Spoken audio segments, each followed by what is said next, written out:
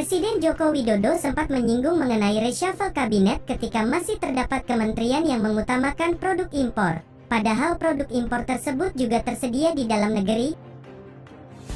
Jokowi memperingatkan para menteri untuk tidak mengutamakan produk impor dalam mendukung kegiatan operasional kementerian. Jokowi menyebut beberapa nama menteri seperti Menteri Kesehatan, Menteri BUMN, Menteri Pertanian serta Menteri Pendidikan. Ia geram karena ketiga kementerian tersebut terbilang masih banyak menggunakan produk impor, padahal produk yang diimpor tersebut sebenarnya tersedia di dalam negeri. Tapi kalau bicara masalah kinerja menteri-menteri di kabinet Jokowi, inilah nama menteri yang lebih pantas untuk diganti. Muhammad Lutfi, Menteri Perdagangan. Menteri Perdagangan Muhammad Lutfi lebih baik diganti. Karena kegagalannya menstabilkan minyak goreng, menteri ini dianggap kinerja sangat buruk. Bahkan DPR mengatakan Kemendak seperti macan ompong. Seperti kita ketahui harga minyak goreng sangat melambung tinggi. Bahkan, minyak goreng kemasan 2 liter hampir menyentuh harga Rp50.000 di pasaran. Sebelumnya Kemendak menetapkan harga eceran tertinggi minyak goreng adalah Rp14.000 per liter. Namun beberapa waktu lalu, Kemendak mencabut kebijakan tersebut hingga membuat minyak goreng kemasan kembali menyentuh harga Rp24.000 per liter.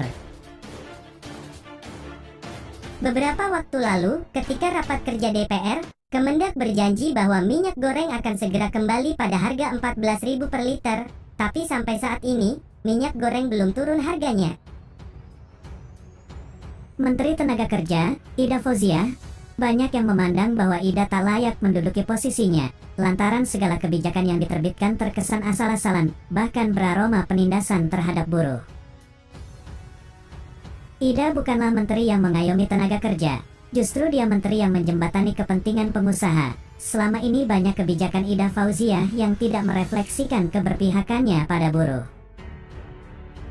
Seperti kebijakan terbaru mengenai Permenaker Nomor 2, Tahun 2022, tentang tata cara dan persyaratan pembayaran manfaat jaminan hari tua, di mana dalam Permenaker ini diatur, pembayaran jaminan hari tua bagi buruh yang menjadi peserta BPJS Ketenagakerjaan, baru bisa diambil apabila buruh telah berusia 56 tahun.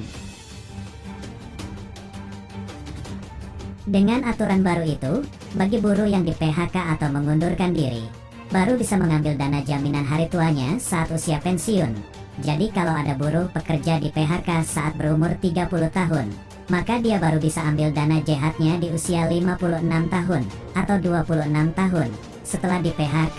Padahal saat ini dana kelolaan BPJS Tenaga Kerja sudah lebih dari Rp550 triliun. Dilihat dari lakunya selama ini, bahkan tak heran jika kelak Ida akan merilis kebijakan bagi tenaga kerja untuk tetap jadi tenaga kontrak atau outsourcing seumur hidup. Menteri Agama, Yakut Kholil. 62% persepsi publik menginginkan Menteri Agama Yakut Kholil Koumas diganti.